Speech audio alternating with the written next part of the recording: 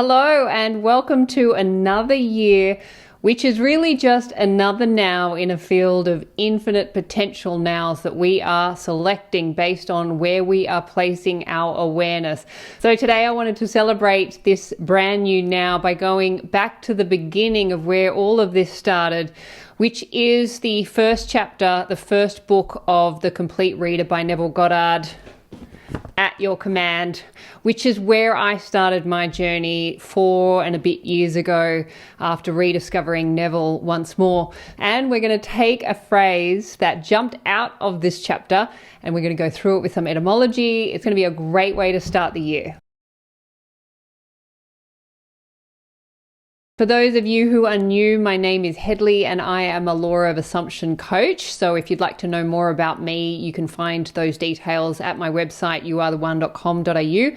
I offer one-to-one Law of Assumption coaching, which is especially good if you are starting out with this and just need a little extra support. I also have my self-concept course, I Am the One, and my book, if you'd like to start this year with a brand new money story. My book, I Am Money, Assume a New Story and Enjoy More Money, will kick off that for you. So you can check all of that out at my website, youaretheone.com.au. And if I could ask you for a very simple favor, if you are enjoying these videos and my channel, to please click that subscribe button, give this video a like and a positive comment, that would be much appreciated. Okay, let's get into it. So what better way to start the new year or the new now by going back to the beginning where it all started, here in the amazing The Complete Reader, thanks to the wonderful Neville Goddard, and the first book, which is called At Your Command. What I thought I would do was I'd just see what phrase jumps out at me, and of course the phrase that did jump out at me was on the first page, right down at the bottom where it says, Moses discovered God to be man's awareness of being,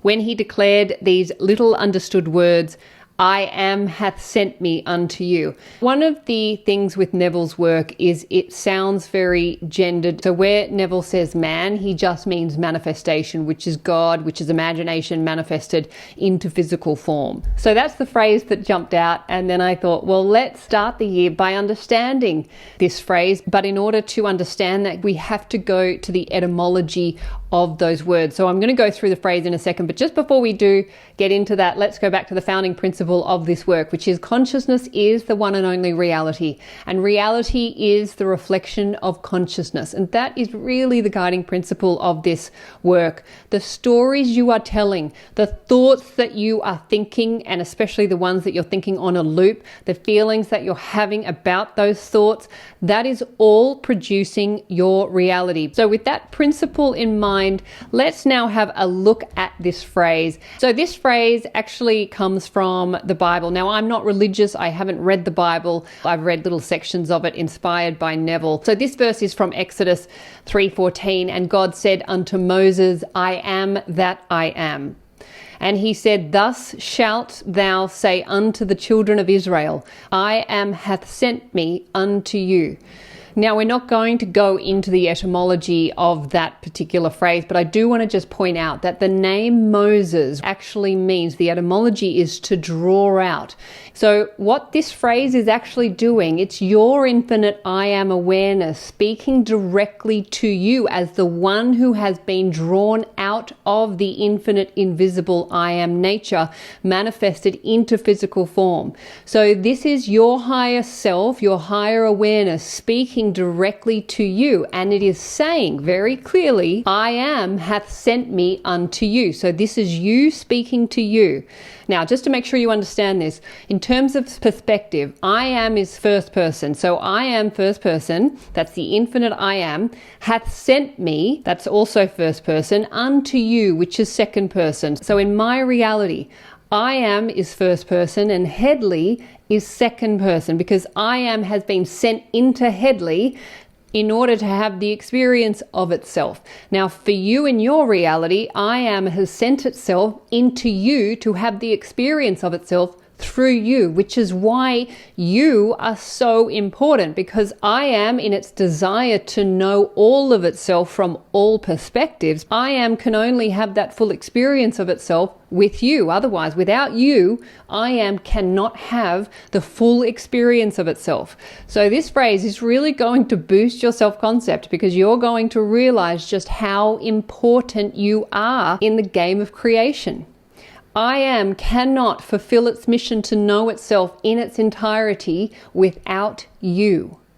So now let's have a look at the etymology of this phrase. So hath is indicative of the word have. So Old English, haban, to own, possess, be subject to, experience. Now I just want you to keep that in mind as we go through this. So have means to own, possess, be subject to, experience. The word sent. Now what was interesting, I couldn't really find the etymology of this word. Now we think sent as something that you do with the mail or an email. However, again, this is why etymology is so important, because language loses its meaning over time. The words get diluted and therefore we lose the meaning of the phrases as they were written. So sent originates from the Latin verb sentire, meaning to feel, to perceive, or to sense. Unto is onward and into a place. That place is you. We can look at that phrase in terms of the meaning that I am has sent myself into you. And that is so it could have the experience of itself through you. Now, the hidden meaning behind that is that I am is having a sensory experience through feeling, through the senses, through the five senses, through you. So you are essential to I am's desire to know itself, to know its infinite self, because you, with your skin color, with your eye color, with your name, with your birthplace, with the country that you were born into, with your family, with your upbringing, all of that enables I am to have the experience of itself through those distinct experiences. So I am, which is infinite wealth and infinite love and infinite joy and infinite health and all of those positive states that we want to experience more of, they can only be experienced through contrast, which is the opposite of those states. Now here in third dimension, we get caught up in that contrast and we forget who we are, which is the infinite I am, having been sent to have the experience of itself, which is wealth and health and love and joy and happiness and bliss and safety and all of those things that we want to have more of. But you, being the commander of I am, you have free will over what you do with the sensory experience. All you have to do is to get into those feeling states that is your natural state of wealth and health and love and joy and bliss and safety, because that is what I am is. Contrast only exists here in third dimension. So while it comes from the infinite I am, it's not its natural state, but you get to choose. You can either be in the feeling state of lack or you can be in the feeling state of wealth. And all you have to do is to direct your awareness into the sensory experience of itself, which is wealth. Just direct yourself into what it feels like to be wealthy. If it's love, I am is infinite love and has sent itself into you to know the experience of love through that sensory experience. But you have free will over whether you are in fear or hate or love. Again, it's up to you. Free will just simply means the free will to do what you want with your awareness. You can put it on hate and fear, or you can put it on love. You can put it on sadness and anger, or you can put it on joy and happiness. It's all up to you. But I am has sent itself into you to have the full sensory experience of itself through you. You are the chosen one, because I am has chosen you exactly as you are, to have the experience of itself. You are so essential to the desire of creation to know itself, because without you it cannot know its infinite nature. So if you are in a contrasting state to the one that you want to be experienced, just remember that it means you've just got caught up in the contrast. But the contrast is just there so that I am can have the experience of that which it is, which is infinite love, infinite compassion, infinite joy, infinite health, infinite wealth.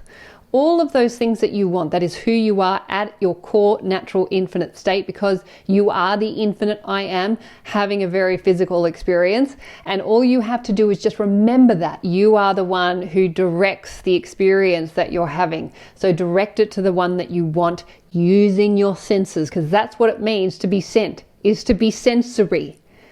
Not sending an email, to be sensory, engaged with your five senses. So engage your five senses wisely. Remember, you are the infinite I am having a sensory experience, and you get to choose what that experience is. So select the one that you want to have.